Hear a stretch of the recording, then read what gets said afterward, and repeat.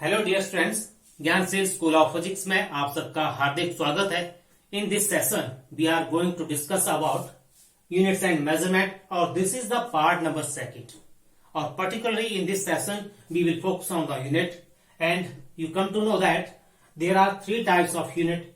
Number one basic unit, number second drive unit and number third supplementary unit. हालांकि काफी detail में हमने इनके बारे में प्रीवियस जो हमारा सेशन मैंने आपको डिलीवर किया था तो वहां पे काफी डिटेल में हमने इनके बारे में स्टडी कर चुके हैं। और you know that the set of all this system of units is called as a system of unit. इन सारे सभी का set that is called as system of unit. आज हम सिस्टम ऑफ यूनिट के ऊपर फोकस करने वाले हैं। तो we have two types of system of unit, one is old system of unit and the second the international system of unit that is called SI, जो newly introduce है, that is in 1960 में इसको introduce किया गया था। और जो old system of unit है जो हमारा मैकेनिक्स में एप्लीकेबल है, सिर्फ only in the mechanics, whereas जो हमारे पास जो इंटरनेशनल सिस्टम ऑफ यूनिट है that is applicable in all the branches of physics. और ओल्ड सिस्टम ऑफ यूनिट में हम स्टडी करेंगे कि there are three types of system of unit है हमारे पास, that is number one MKS system of unit, CGS system of unit and FPS system of unit.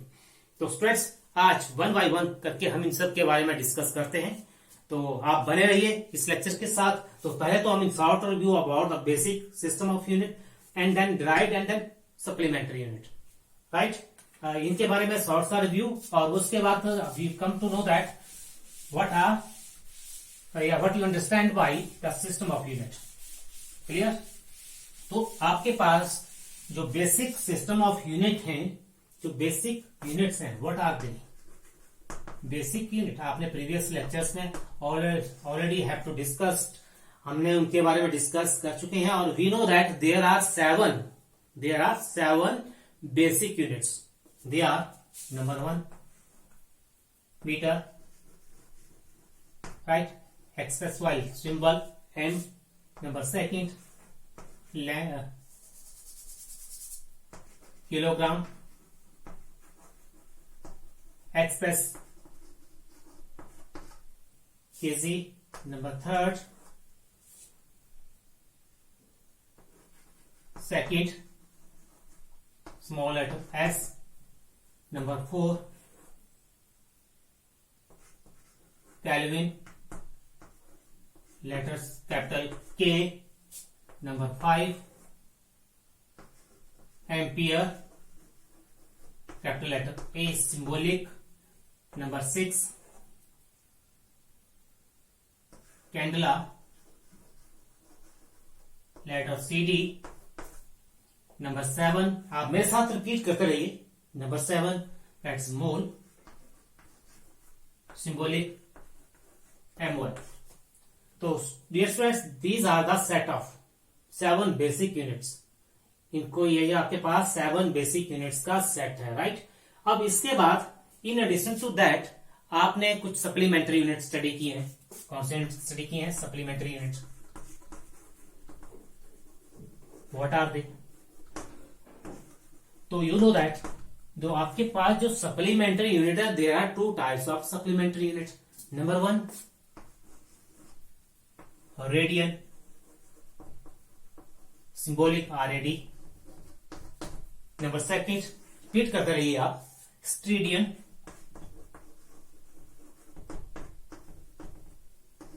SR।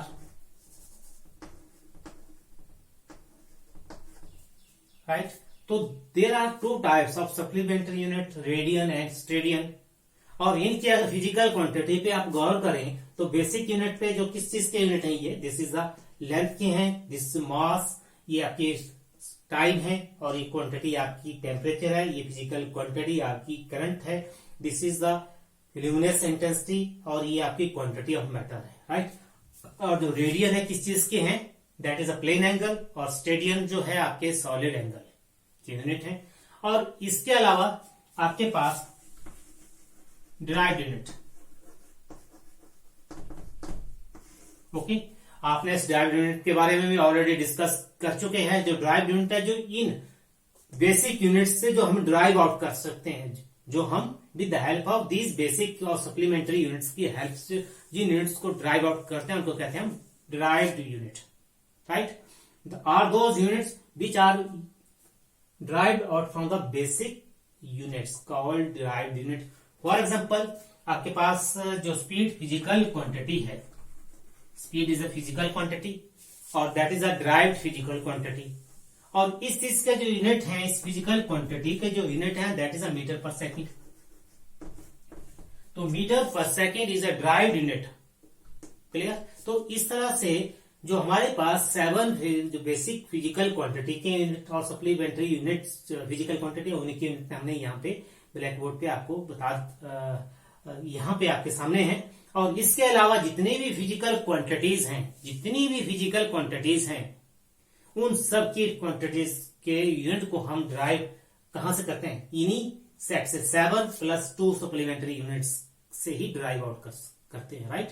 तो this is about basic unit, supplementary unit and derived unit, and the set of all these units is called as a system of unit. कभी आपसे exam में पूछा जा सकता है what you mean by the term system of unit. A system of units से आप क्या समझते हैं? तो simply it is a set of all three system of unit, that is basics unit. It is a set of basic unit, drive unit and supplementary unit. तो हमारे पास अब मैंने कहा कि सिस्टम ऑफ यूनिट, एक ओल्ड सिस्टम ऑफ यूनिट है जो सिर्फ मैकेनिक्स में एप्लीकेबल है, और एक इंटरनेशनल सिस्टम ऑफ यूनिट है जो कि सभी ब्रांचेस के लिए एप्लीकेबल है। अब जो मैकेनिक्स है, मैकेनिक्स में हम क्या स्टडी करते हैं, क्योंकि मैकेनिक्स की जब बात आई तो आपको थोड़ा सा मैकेनिक्स का भी नॉलेज होना चाहिए कि मैकेनिक्स क्या है। तो it is a branch of physics in which we deals with the study of the object which are in motion but at low motion, clear। जो मोशन है कैसी है, that should be very very low। और जो आपके पास जो ऐसा सिस्टम ऑफ यूनिट है जो 1960 में इंट्रोड्यूस किया गया था, और जो न्यूली सिस्टम ऑफ यूनिट है वो सभी फिजिक्स की सभी ब्रांचेस के लिए एप्लीकेबल है। तो सबसे पहले हम बात करेंगे old system of unit, that is also called system of unit. System of unit. So we have 3 types of system of unit. Number 1, MKS system of unit.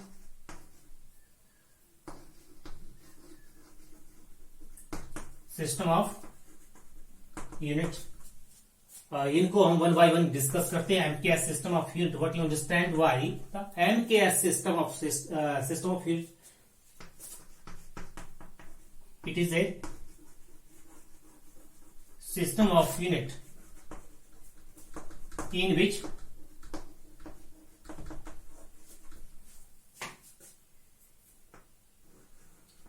length,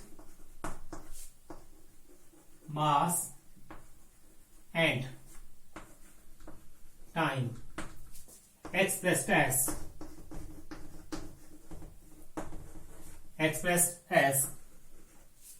metre, kilogram, आप मेरे साथ रिपीट करते रहिए, kilogram and time in second respectively.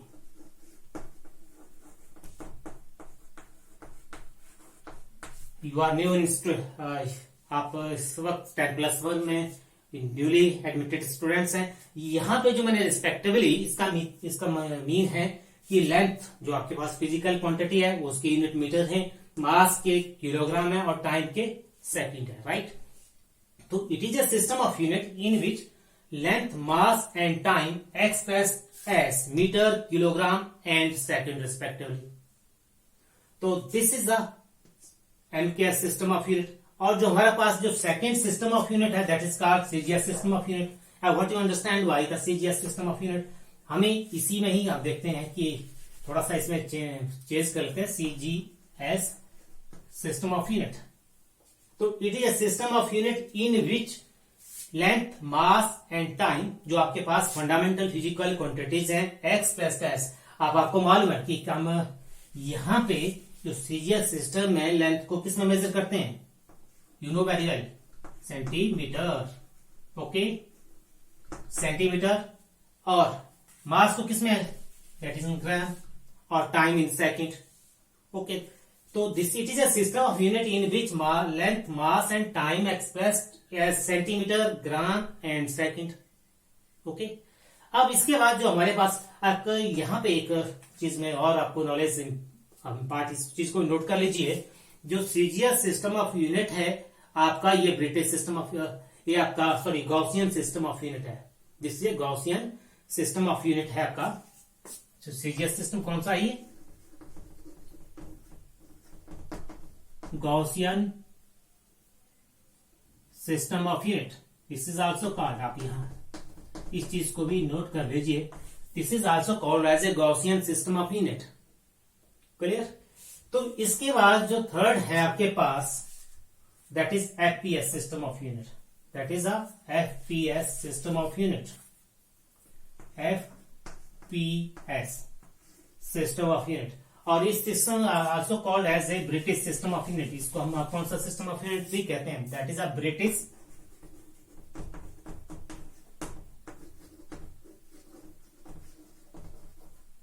British system of unit. This is also called as a British system of unit. It is a system of unit in which length, mass and time, हम कैसे express करते हैं, आपको मालूम है कि इसमें length को किसमें हमें एक्सप्रेस, लेंथ के यूनिट क्या होते हैं एफपीएस में, that's a foot, okay.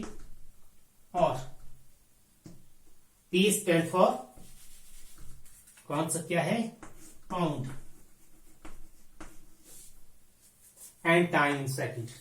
So this is all about CGS system, MKS and FPS system of unit. हमारे पास there are three system of unit, MKS, FPS and CGS system of unit.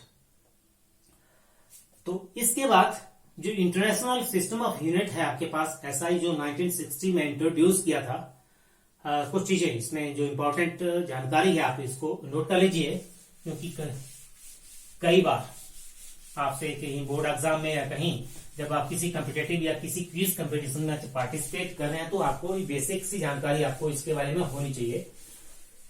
तो मैं यहाँ पे कुछ चीजें आपको बतला रहा हूं, तो आप उन चीजों को अपनी कॉपी पे नोट करते रहिए, और जो मैं जो भी यहाँ पे इंफॉर्मेशन आपको दे रहा हूं, तो आप मेरे साथ बने रहिए, राइट। तो सबसे बड़ी बात यह है, जब हमारे पास जो एमकेएस सिस्टम था, एफपीएस सिस्टम था और सीजीएस सिस्टम ऑफ यूनिट था, then why we have to need to introduce SI system of unit, तो हमें एसआई सिस्टम को इंट्रोड्यूस करने की जरूरत क्यों पड़ी, that is the main question. जब आपके पास थ्री सिस्टम प्रणाली थी आपके पास, तो आपको एसआई सिस्टम को इंट्रोड्यूस करने की जरूरत क्यों पड़ी, this is the main question. अब देखिए इसको मैं यहां पे जस्टिफाई करता हूं कि क्यों पड़ी। एक बहुत सिंपल सा एग्जांपल, जो आपके पास थ्री सिस्टम ऑफ यूनिट जिनकी हम बात कर रहे हैं, जो पहले था वो हर कंट्री अपने अपने लेवल पे अपनी चॉइस पे उनको यूज करती थी, कोई फिक्स नहीं था कि you have to either use, आप कोई भी सिस्टम अडॉप्ट कर सकते थे, चाहे एमकेएस, एफपीएस, चाहे सीजीएस। तो इस तरह से क्या हुआ, एक कंफ्यूजन क्रिएट हो गया, पूरी वर्ल्ड कम्युनिटी को एक कंफ्यूजन क्रिएट हो गया। किसी ने माउंट एवरेस्ट की हाइट जो है फीट में मेजर किया, किसी ने और उसी को किसमें बता दिया, फीट में, किसी ने मीटर में, किसी ने सेंटीमीटर में उसको एक्सप्रेस कर दिया। बट इससे क्या हो गया, कंफ्यूजन क्रिएट हो गया। तो मोस्टली जो माउंट एवरेस्ट की जो हाइट है, जिसको जो हम 2 यूनिट्स में जो एक्सप्रेस करते थे लोग, इधर फीट और इधर मीटर, तो क्या हो जाता, उससे कंफ्यूजन क्रिएट हो जाता था। तो उसको एक क्या करना, एक सिमिलर पैटर्न को अडॉप्ट करने के लिए हमने फोर्थ सिस्टम ऑफ यूनिट को इंट्रोड्यूस करने की जरूरत पड़ी, that is international system of unit. अब बहुत सिंपल सा एग्जांपल, मान लीजिए कोई कंट्री है जिसमें कौन सा सिस्टम प्रचलित है, एमकेएस। किसी कंट्री में कौन सा सिस्टम प्रचलित है, दैट इज एमकेएस। मान लीजिए कोई भी कंट्री है, वहां पे किस प्रणाली को अडॉप्टेड है, दैट इज एमकेएस। और वहां पे अगर मान लीजिए जब वहां का जो, अगर आपके पास जो आपने अपने कंट्री का जो प्लेन है दूसरी कंट्री में अगर ले जाना है एरोप्लेन, तो वहां पे जब लैंड करते हैं तो आपको मालूम है कि वहां का जो पायलट का कन्वर्सेस किसके साथ लिंक होता है, लिंकेज रहता है, जो वहां के जो अथॉरिटी है, एयरफोर्स अथॉरिटी है, राइट, उन्हीं के जो डायरेक्शन होंगी तभी वो लैंड करेगा। जब तक वो कोई इंफॉर्मेशन नहीं होगी तब तक वो लैंड नहीं करता है। तो इट मीन दैट इज वहां का जो कंट्रोलिंग है, जो ग्राउंड कंट्रोलिंग से और जो आपका एविएशन मीन्स एयर पायलट के बीच का जो कंट्रोल रूम है, उन दोनों के बीच कन्वर्सेशन होता है। अब मान लीजिए इंडिया का, अगर इंडिया में एमकेएस सिस्टम है तो pilot is well aware about the altitude. Altitude के बारे में इन मीटर वो उसका अपना काफी अच्छा एक्सपीरियंस है, काफी अच्छी एक्सपर्टीज है। बट इन दैट कंट्री जहां पे वो लैंड कर रहा है वहां पे कौन सा सिस्टम प्रचलित है, सपोज एफपीएस। और वहां से जो पायलट का जो कन्वर्सेशन हो रहा है with the controlling authority at the ground, जो एयरपोर्ट ग्राउंड पे है, तो वहां पे वो आपको पायलट को इंफॉर्मेशन दे रहा है कि इस वक्त एग्जैक्टली आप इतने एल्टीट्यूड पे हैं, इतने फीट एल्टीट्यूड पे हैं। जबकि आपको पता है कि इंडिया में इंडियन जो पायलट है वो किससे प्रचलित, किससे ज्यादा रूबरू है, that is a metre. But वो वहां पे उस कंट्री में उसको फुट में एल्टीट्यूड जो वहां पे कौन सा प्रचलित है, दैट इज अ फुट। तो इससे क्या होता है, वो उसकी कैलकुलेशन में कंफ्यूजन हो जाता है। और as a result of that जो वार्तालाप जो उनके बीच एग्जैक्ट जो मोड ऑफ इंफॉर्मेशन वो क्या हो जाता है, इंटरप्ट हो जाता है। और उसकी वजह से बहुत सारे कैजुअलिटी या एक्सीडेंटल में भी लीड, राइट। और उससे क्या होता है, टाइम डिले हो सकता है for the calculation being.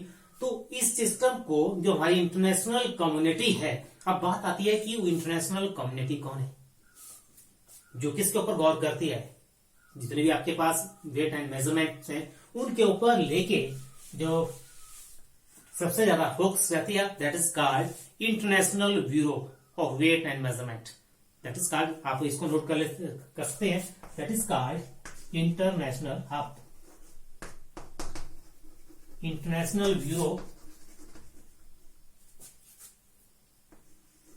Bureau. आप इस स्पेलिंग को मैं I not confirm,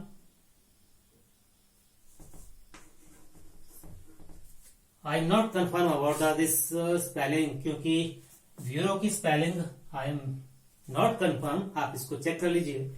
international bureau of weights and measurement.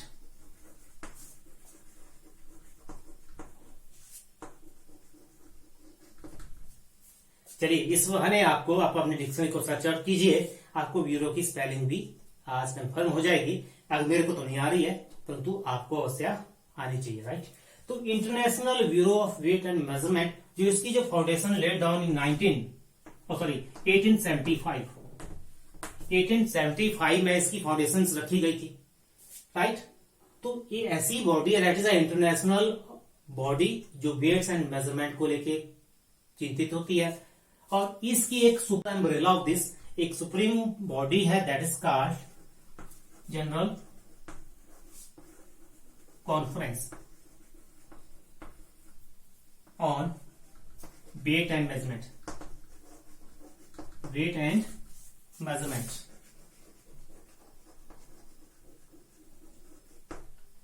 This is General Conference on Weight and Measurement. This is the supreme authority of this organization. जितने भी units, किस physical quantity को किस unit में एक्सप्रेस करना है, वो सारा का सारा यही अथॉरिटी डिसाइड करती है। जो कमेटी है, this is world scientific community है, जिनके क्या होती है हर 4 साल के बाद, that is a Paris based committee. और क्योंकि सबसे ज्यादा रेवोल्यूशन पेरिस मीन फ्रांस में आया, तो अभी जो लेटेस्ट जो आपके पास हर साल 4 साल के बाद ही इसकी एक मीट, जो वर्ल्ड कम्युनिटी है उनकी एक मीट ऑर्गेनाइज होती है 3 और 4 डेज के अराउंड अबाउट 3 to 4 डेज की एक मीट होती है। और उसमें सारे के सारे वर्ल्ड कम्युनिटी आपको यूनिट्स के बारे में डिस्कशन रहता है, काफी डिबेट चलता है। और किस फिजिकल क्वांटिटी के यूनिट का, अगर किसी फिजिकल क्वांटिटी के यूनिट को हमने चेंज करना है, तो उसके बाद इनकी अगर पूरी कम्युनिटी उसको अडॉप्ट कर लेती है, सब पूरी कम्युनिटी उसको एग्री कर लेती है, तो एक प्रोसीडिंग के जरिए से ये जो है यहाँ की जो एक प्रोसीडिंग निकलती है, उसके बाद वो कब इन्फोर्स होना है, कब वो केम इनटू इन्फोर्स, तो उसके बाद वो सारा उसमें आता है कि इस फिजिकल क्वांटिटी के यूनिट्स जो है अब रीडिफाइन कर दिए गए हैं, अब आज के बाद या पर्टिकुलर फिक्स डेट के बाद अब उसके यूनिट जो पुराने थे वो क्या कर दिए गए हैं, ओमिट कर दिए गए हैं, डिलीट कर दिए गए हैं। अब नई स्टेटमेंट अब ऐसे रहेगी। तो सो एंड सो जो भी वेट एंड मेजरमेंट को लेके है सारी, this is the only and one authority, right. और at presently around about there are 60 countries and around about 42 associate member of this. इस जो आपकी जो कॉन्फ्रेंस है इसके लगभग 60 या 60 से ज्यादा कंट्रीज इन्वॉल्व उसके, और उसके बाद 42 के लगभग इसके एसोसिएट मेंबर्स हैं, राइट। तो हर 4 साल के बाद इसका मीट होता है। और लास्ट जो लेटेस्ट मीट जो आपका रहा इसमें नवंबर 2018 में, और नवंबर 2018 में एक बहुत ऐतिहासिक निर्णय लिया गया। आपने शायद न्यूज में या मीडिया में सुना होगा कि जो वर्ल्ड एट जो जनरल कॉन्फ्रेंस, एक वो कन्वेंशन हुआ था पेरिस में वेट्स एंड मेजरमेंट को लेके, मीट नवंबर में 2018 में मीट हुआ था एट पेरिस। तो वहां पे एक ऐतिहासिक निर्णय लिया गया कि जो पहले जब हमें मालूम है कि जो यूनिट क्या that is a standard, reference standard, एक प्रोटोटाइप होता है। जो वहां पे जो हमारे पास 139 इयर्स का जो हमारा इतिहास था कि हमने एक जो वेट को जो 1 किलोग्राम का जो प्रोटोटाइप है वो यहाँ पे पेरिस में रखा गया है। तो पेरिस में जो प्रोटोटाइप वेट का जो 1 किलोग्राम का जो प्रोटोटाइप है और क्या है, that is a cylindrical prototype जिसका 39 mm हाइट और जिसका डाया आपका जो है 39 मिलीमीटर उसका डाया है। और दिस इज अ प्लेटिनम। ये आपके पास किस चीज का है, alloy of platinum plus iridium. तो लगभग 90% और दिस इज अबाउट 10% का कंपोजिशन। दिस इज अलॉय, एक सिलिंड्रिकल अलॉय है जिसकी लेंथ और साइज और height you have to given. तो दिस इज अ प्रोटोटाइप जो वहां पे है। और इस प्रोटोटाइप अब क्या चीज होती है, this is also important. Prototype means original, this is the original model. जब आप क्या करते हैं किसी चीज को मॉडल करते हैं जो ओरिजिनल होता है दैट इज कॉल्ड प्रोटोटाइप। और उसके बेसिस पे दूसरे मॉडल तैयार किए जाते हैं, दूसरे सेम ब्रांड के चीजें या क्या करते हैं मैन्युफैक्चर करते हैं या डेवलप करते हैं, डिजाइन करते हैं।